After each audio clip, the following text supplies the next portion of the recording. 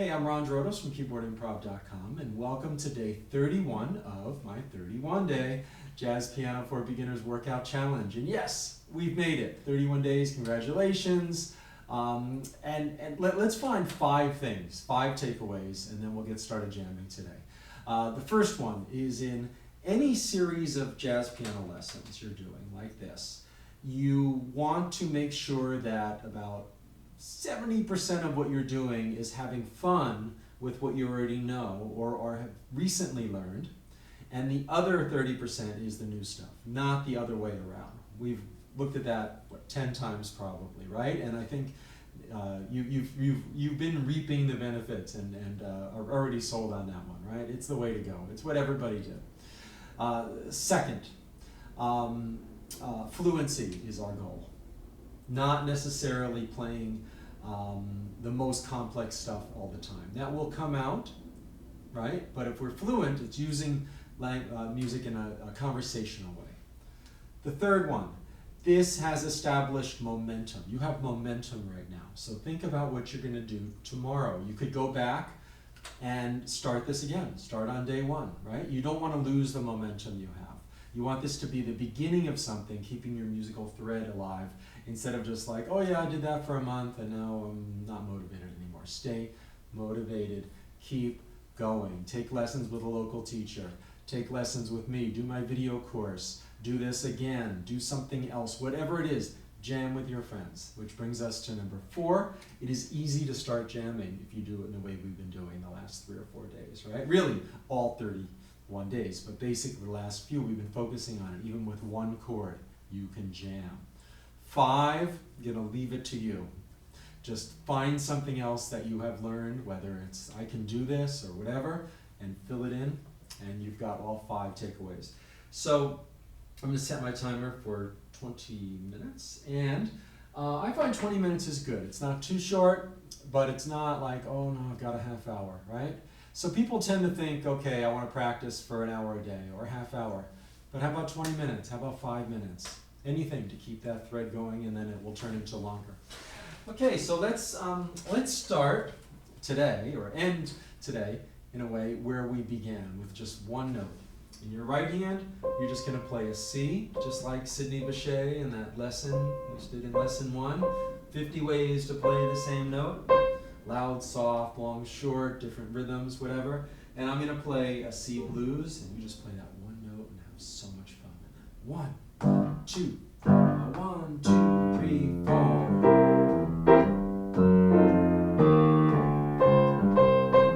Leave space. Thumb.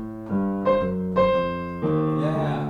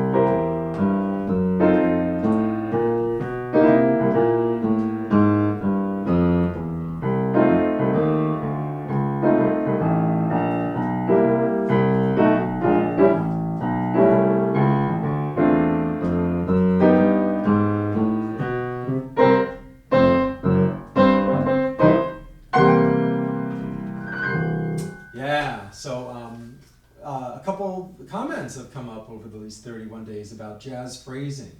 That's a really good way. Just do some call and response. You can even take a Miles Davis phrase and just take the rhythms. You know, if he goes ba ba ba ba, you could go ba ba ba bum. You could separate the rhythmic aspect from the melodic content and just use the rhythms. So interesting thing happened there at the end. When I said just play, I didn't say whether, I said just jam. I didn't say whether to stay with the C or not, right? You could use the blues scale or whatever else.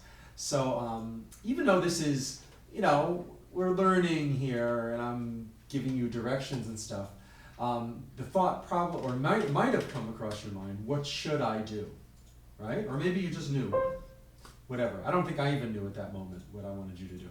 But basically, what should I do? And that's one of the things that can keep us back. I'm not talking about right now, but in our jazz playing, you know, is this what I should be playing in the left hand? You know, for 20 years, I thought I should be playing A and B rootless voicings more often than I did. And then I realized that even Bill Evans doesn't play them more than, like, you know, 30% of the time. They're not the bass line like they're presented, like they're taught usually. The bass line is seventh chords, and then we sort of shift a note over and make it a ninth or whatever. That's why I'm emphasizing the seventh chords here. They're a great way to start, and they're also the bass line for everything. A and B voicings are not the bass line. They're a derivative. They're one branch of the family tree of voicings. They're not the root. The root are the seventh chords. No pun intended with the root. Get it? Root of the chord. Ba-dum-bum. Anyway, so what should I do? That's not a question that I think is always helpful. Now, if you're playing with in a jam session and the sax player is soloing and the bass player is playing a walking bass line, yes, you should be comping. You should not be soloing at the same time necessarily. But maybe in a group situation, you work it out where you both solo at the same time. But generally, in terms of your own playing and the approach, there aren't really any shoulds. It's using your intuition, which and your instincts within the context of jazz, and that ability sharpens over time.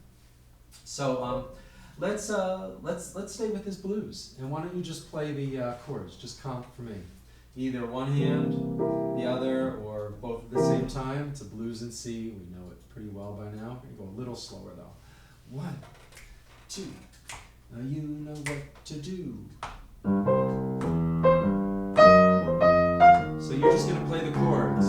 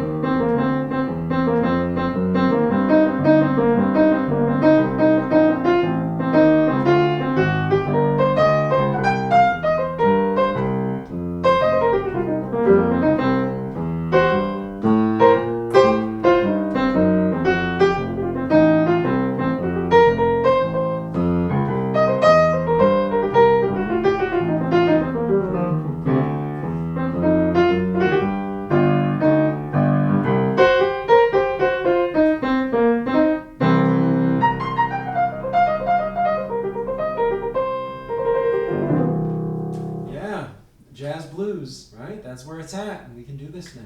Even if you're still at the stage where you're getting a little lost with the chords, you can do the right hand. And every step is something to celebrate and thoroughly enjoy. And then you can just practice the chords on their own, right? That's that 30% I'm talking about. But once you know something, even if it's the blues scale, use that a lot and just have fun. So let's play something else we already know. How about So What? Again, the chord's the So What. So why don't we just jump right into it, right? We know this, D minor 7 and E flat minor 7, white notes and black notes. Here we go, 1. So why don't you start soloing? And I'll just indicate when it's going up and going back down to the chords. So starting on D minor 7. 1, 2, 1, 2, 3, 4.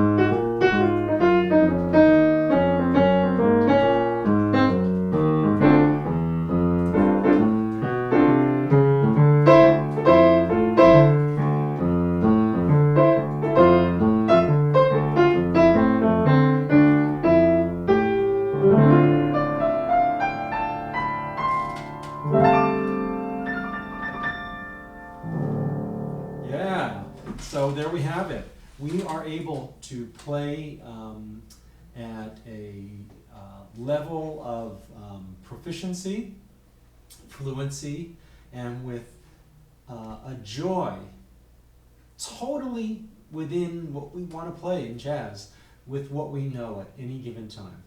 You might not be able to do it on every tune, but neither can I or neither can anybody, because we have to practice new tunes, or especially if they're, you know, things we haven't seen before or have different chord progressions. But in terms of what we know, we're able to work within that in a jam session situation, or at home when we're just playing by ourselves, within that, and really experience it and embrace that. And if that's the main thing you've gotten out of this 31-day workout challenge, in addition to a great beginning, hey, this is the best, right? That's very gratifying for me. So thank you. Please leave comments, support each other, and some people will be commenting on other people's posts, which are really nice too, in support. And keep it positive, right? Everybody has so far. And thank you. So think about what you want to do moving forward starting tomorrow. Don't let it be this just big void of like, oh, I was so motivated and enthusiastic and everything. Do something, whatever it is for you, that will keep you going. That's the key. And it's maybe a little different for each of us. But things that help are contact with someone else. At times, taking lessons, not all the time, but at times in our development, taking lessons. And definitely jamming with real people whenever possible. And I know it's not always possible, but whenever it is, find a way, and now you know how to do it. We've covered it. So thanks for being here, I appreciate it. And my playing has gotten better in the month too. So as they say, the proof is in the pudding all the way around. Thanks very much, and good luck with your playing.